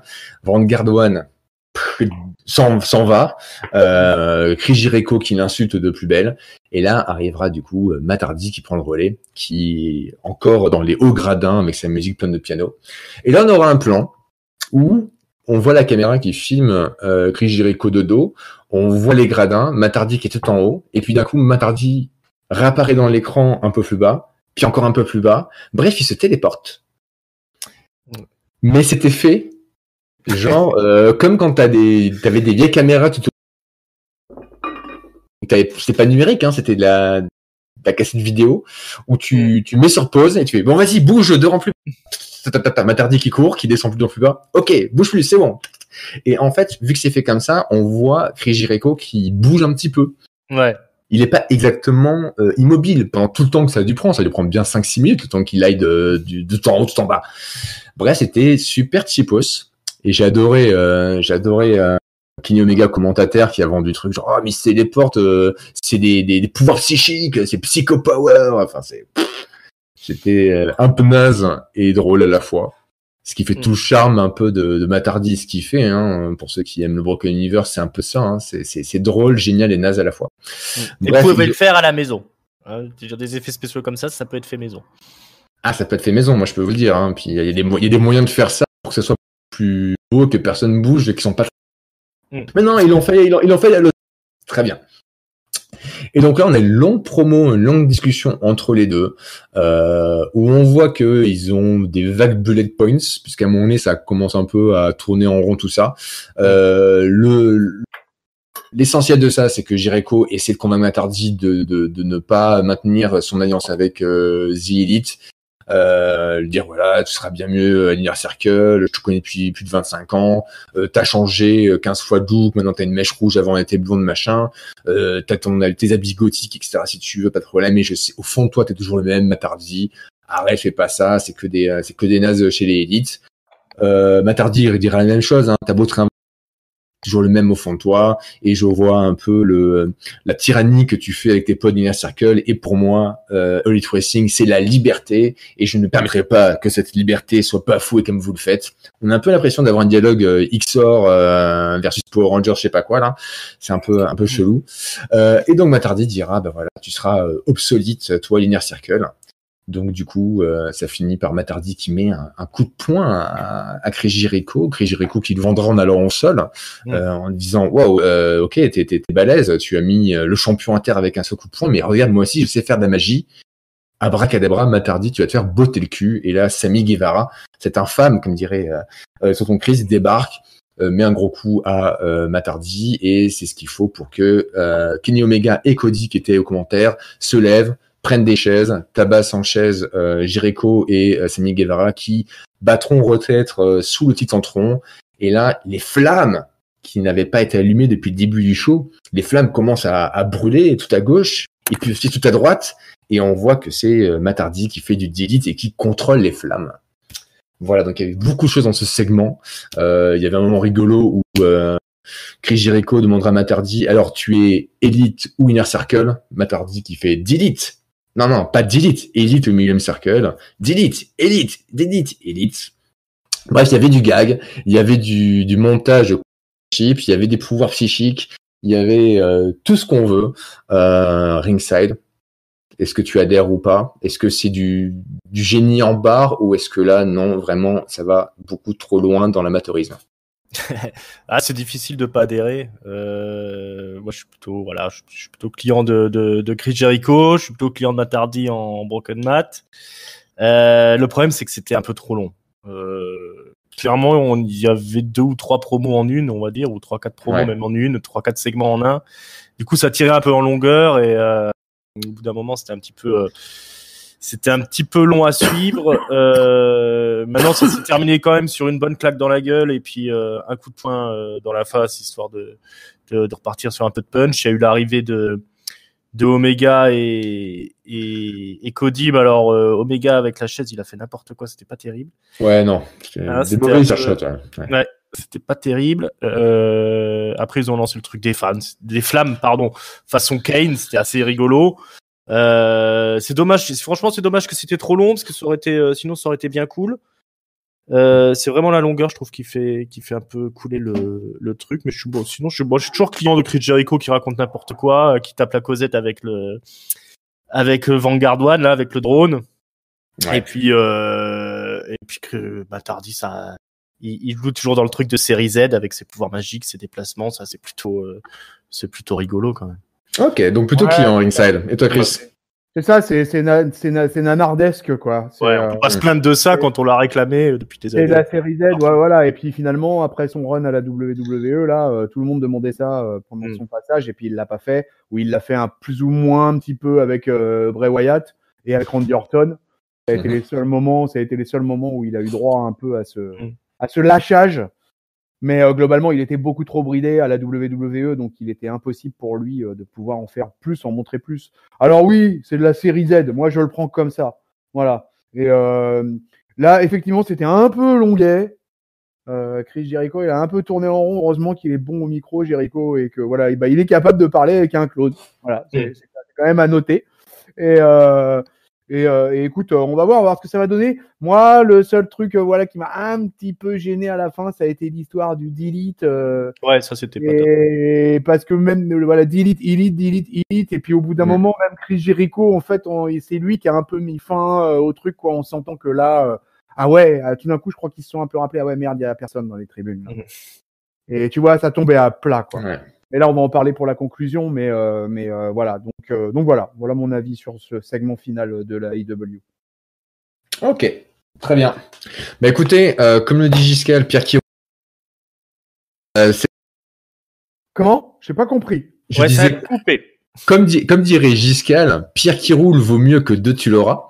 Ah oui. C'est le moment de conclusion du show. Ouais, c'est très logique, hein, it makes sense. Je vais pas vous demander votre top, votre flop, votre note, mais je vais vous demander à chacun quel est le show qui, pour vous, a gagné cette baston de ce mercredi 25 mars. Est-ce que c'est NXT? Est-ce que c'est Dynamite? Ringside.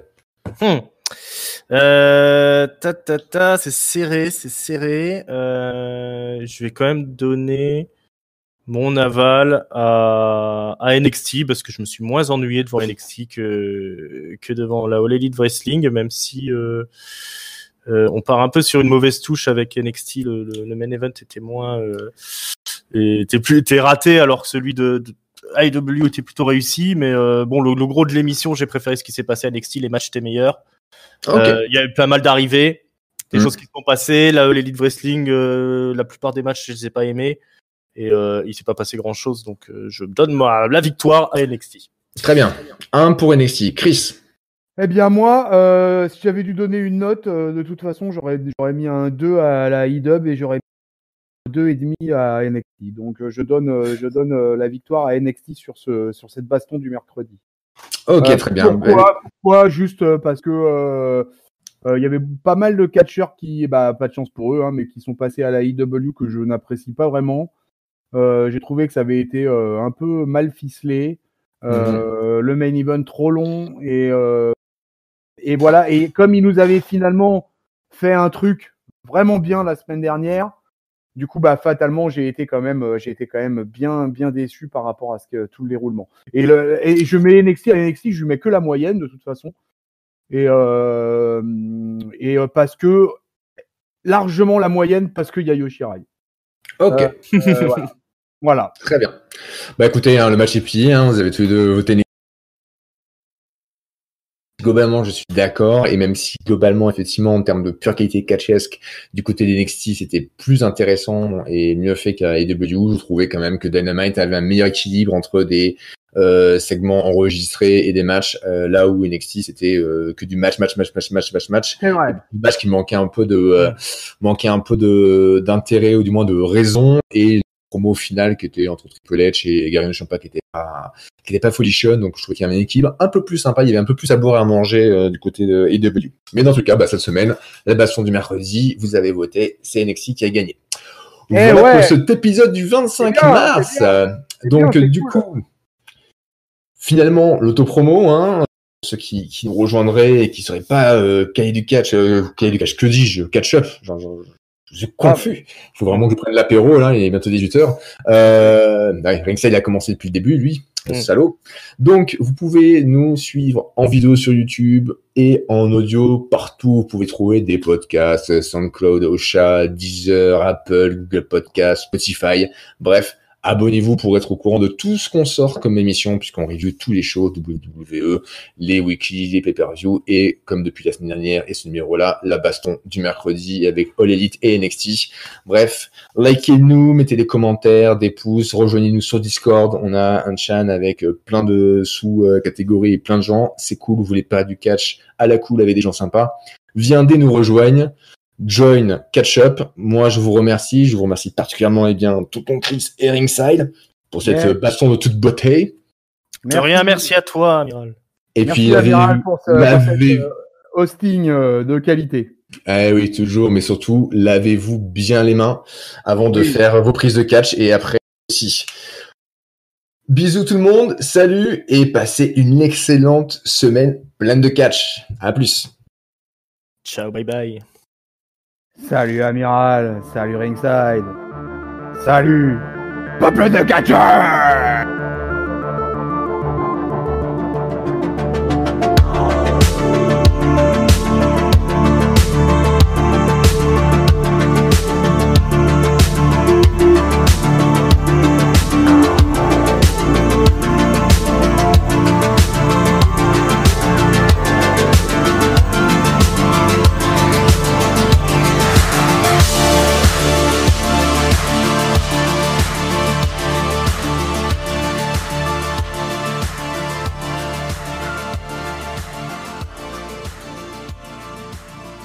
J'avais aussi Mandal, Châtaigne, Ponche et Powerbomb sont au programme à la baston du mercredi. Mais je ne l'ai pas passé.